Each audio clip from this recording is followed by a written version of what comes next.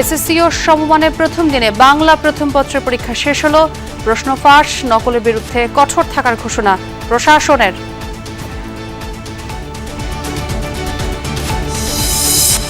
সংরক্ষিত নারী আসনে মনোনয়নপত্র জমা দেওয়ার শেষ দিন আজ। বিএনপির 36 ও 11 দলীয় ঐক্যের 13 জনের আবেদন জমা।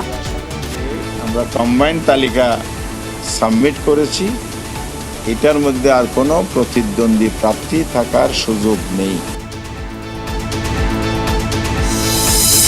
ডিপো থেকে সরবরাহ বাড়লেও পাম্পে তেলের জন্য দীর্ঘ অপেক্ষা। কবে স্বাভাবিক হবে পরিস্থিতি, প্রশ্ন সাধারণ মানুষের।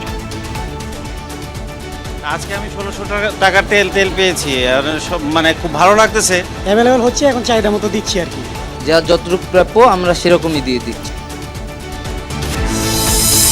হাম আর উপসর্গের রোগী বাড়ছে হাসপাতালে। রাজশাহী মেডিকেলে স্বজনদের হেনস্থার প্রতিবাদে ধর্মঘটে ইন্টার্নরা। অর্থায়ন নিয়ে দুশ্চিন্তা থাকলেও বিশাল বাজেট দিতে যাচ্ছে সরকার। আয় ব্যয়ের হিসাব মেলাতে পড়তে হবে কঠিন চ্যালেঞ্জের মুখে। বর্তমান পরিস্থিতিতে এই ধরনের ব্যয় করার ক্ষেত্রে এটা কি অতি প্রয়োজনীয় কিনা।